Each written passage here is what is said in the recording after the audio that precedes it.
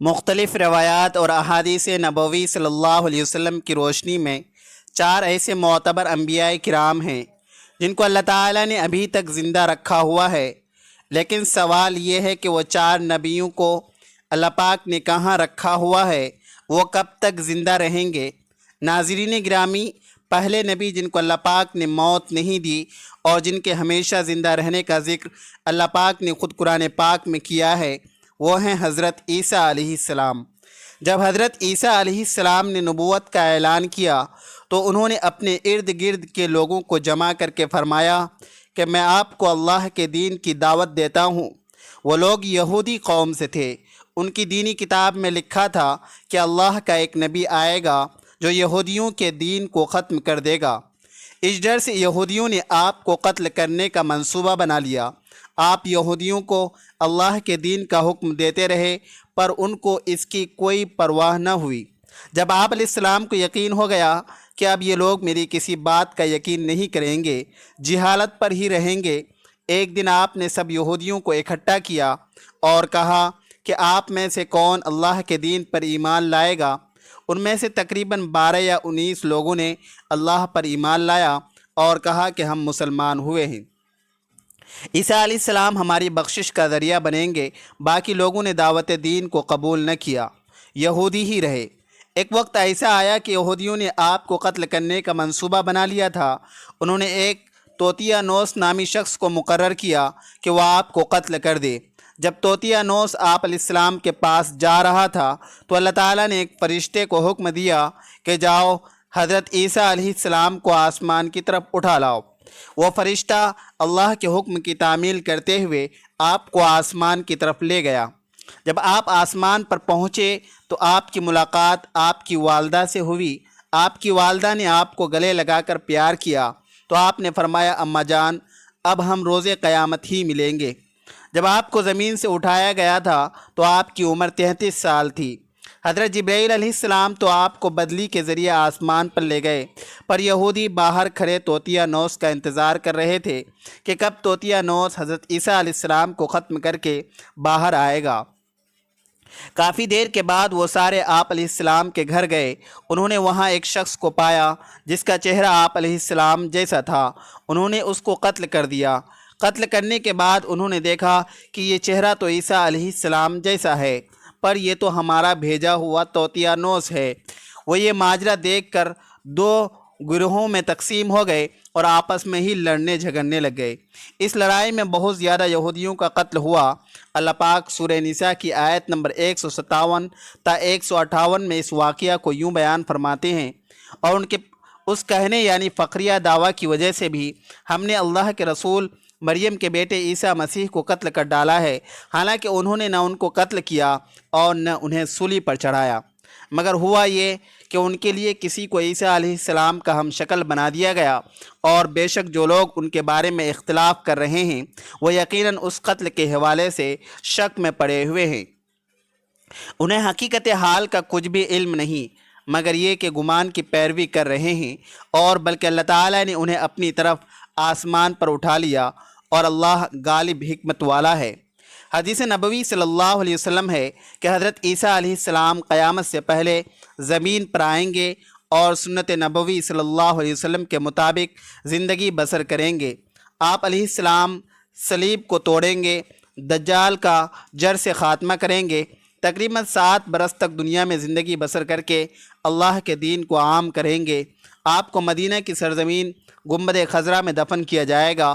اللہ تعالیٰ نے اپنا وعدہ پورا کیا اور حضرت عیسیٰ علیہ السلام کو یہودیوں کے ہاتھوں قتل نہیں ہونے دیا۔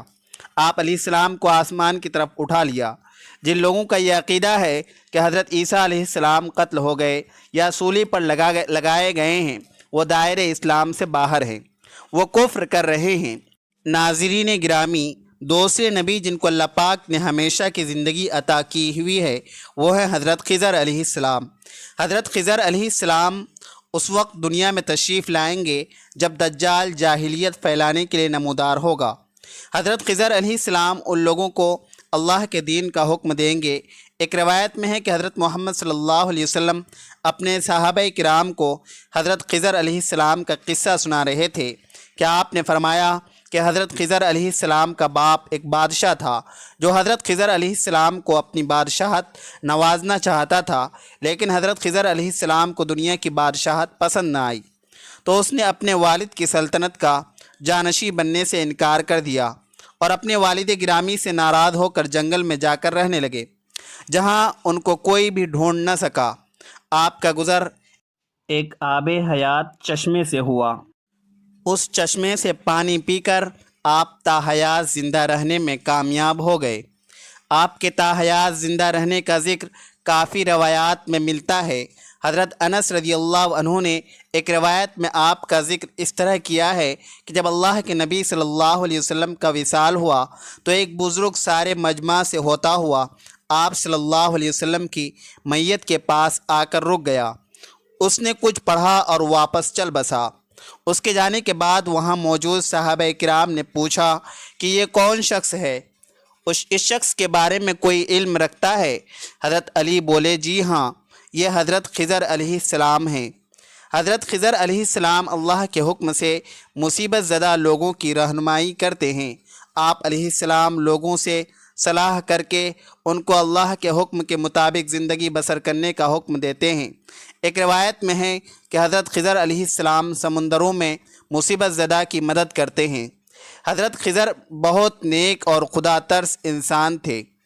حضرت عیسیٰ علیہ السلام اور حضرت خضر علیہ السلام کے بعد تیسرے زندہ نبی حضرت الیاس علیہ السلام کا ذکر آتا ہے۔ آپ کا ذکر قرآن پاک میں 2 جگہوں پر موجود ہے۔ تفسیر مظہری میں مذکور ہے کہ حضرت الیاس علیہ السلام کو ایک نورانی گھوڑے پر بٹھا کر آسمان کی طرف لے جایا گیا تھا۔ حضرت انس رضی اللہ تعالی عنہ سے مروی ہے کہ میرا اور حضرت محمد صلی اللہ علیہ وسلم کا گزر ایک پہاڑی پر سے ہوا۔ وہاں سے گزرتے ہوئے ہمیں ایک آواز سنائی دی، اے اللہ، مجھے بھی حضرت محمد صلی اللہ علیہ وسلم کا امتی بنا دے۔ یہ آواز سنتے ہی اللہ کے نبی نے مجھے فرمایا، اے انس رضی اللہ عنہ، اس آواز کا پتہ لگاؤ، یہ کون ہے؟ حضرت انس رضی اللہ عنہ فرماتے ہیں کہ میں جب اس پہاڑی کے اندر گیا تو کیا دیکھتا ہوں کہ ایک سفید پوش بزرگ اللہ کی عبادت میں مشغول تھا۔ جب اس نے مجھے دیکھا اور کہا، اے بندے، تو محمد صلی اللہ علیہ وسلم کا صحابی ہے؟ حضرت انس نے ہاں میں جواب دیا۔ اس بندے نے کہا، میرا سلام محمد صلی اللہ علیہ وسلم کو پہنچا دو اور محمد صلی اللہ علیہ وسلم سے عرض کرنا کہ حضرت الیاس علیہ السلام آپ کو ملنا چاہتے ہیں۔ میں نے واپس آ کر حضرت الیاس علیہ السلام کا پیغام آپ کو دیا تو آپ صلی اللہ علیہ وسلم مجھے ساتھ لے کر وہاں چلے گئے۔ حضرت الیاس علیہ السلام کے پاس پہنچے تو میں پیچھے ہٹ گیا۔ حضرت محمد صلی اللہ علیہ وسلم اور حضرت الیاس علیہ السلام کافی دیر تک آپس میں بات چیت کرتے رہے۔ اللہ کی طرف سے آسمان سے کھانا نازل ہوا تو حضرت محمد صلی اللہ علیہ وسلم نے مجھے بھی پاس بلا لیا۔ ہم تینوں نے مل کر کھانا کھایا۔ جب کھانا ختم ہوا تو میں نے دیکھا ایک سفید پرندہ آسمان سے نیچے کی طرف آ رہا ہے۔ وہ حضرت الیاس علیہ السلام کے پاس آیا تو حضرت الیاس علیہ السلام اس پر سوار ہو کر آسمان کی طرف چلے گئے۔ بعض روایتوں میں آتا ہے کہ حضرت خضر اور حضرت الیاس علیہ السلام ہر رمضان شریف میں بیت المقدس میں تشریف لاتے ہیں اور روزہ رکھتے ہیں۔ حج کے موقع پر حج ادا کرتے ہیں۔ یہ دونوں نبی علیہ السلام بر اور بحر میں مصیبت زدہ لوگوں کی مدد کرتے ہیں۔ چوتھے نبی جو ابھی تک زندہ ہیں وہ حضرت ادریس علیہ السلام کے بارے زندہ ہونے کی روایت ملتی ہے۔ قرآن مجید کی سورہ مریم کی آیت 56-57 میں آپ کا ذکر اس طرح ملتا ہے کہ وہ ایک نیک پرہیزگار انسان اور نبی تھے کہ اللہ تعالیٰ نے حضرت ادریس علیہ السلام کو جنت سے اٹھا لیا تھا۔ شب معراج کے موقع پر چوتھے آسمان پر حضرت محمد صلی اللہ علیہ وسلم اور حضرت ادریس علیہ السلام کی ملاقات ہوئی تھی۔ حضرت ادریس علیہ السلام کا چھٹے آسمان پر ہونے کا بھی ذکر ملتا ہے۔ حضرت ادریس علیہ السلام زمین کی سیر و سیاحت کے ساتھ ساتھ اللہ کے ذکر میں مشغول رہتے تھے۔ حضرت ابن عباس رضی اللہ عنہ نے فرمایا ہے کہ حضرت ادریس علیہ السلام ایک درزی کا کام کرتے تھے۔ آپ کپڑوں کی سلائی کرتے جاتے اور اللہ کا ذکر بلند کرتے جاتے تھے۔ جب شام ہوتی تو آپ کی نیکیاں بے تحاشا ہو جاتی تھی۔ زمین پر رہنے والے انسانوں سے سب سے زیادہ نیکیاں آپ کی اللہ کے ہاں شمار ہوتی تھی۔ آپ کو زندہ آسمان کی طرف اٹھا لیا گیا تھا، پر آپ نے موت کے فرشتے سے کہا مجھے موت کا مزہ چکھنا ہے۔ آپ کے کہنے پر موت کے فرشتے نے آپ کی جان نکال لی اور پھر اللہ کے حکم سے آپ کو زندہ کر دیا گیا۔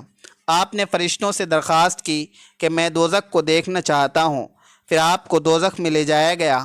پھر آپ نے جنت کی سیر کرنے کو کہا، آپ کے کہنے پر آپ کو جنت میں داخل کیا گیا۔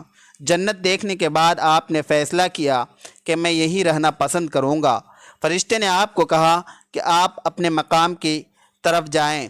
اسی وقت اللہ کی طرف سے فرشتے کو حکم ملا کہ ادریس علیہ السلام کو یہی رہنے دیا جائے۔ اللہ تعالی ہمیں دین اسلام کے مطابق زندگی بسر کرنے کی توفیق عطا فرمائے، آمین۔ ناظرین، کمنٹ باکس میں اللہ تعالیٰ کے 99 ناموں میں سے ایک نام ضرور ٹائپ کریں۔ ویڈیو اچھی لگے تو ویڈیو کو لائک کریں، شیئر کریں، چینل کو سبسکرائب کریں۔ اگلی ویڈیو تک کے لیے اجازت دیجیے۔ خدا حافظ۔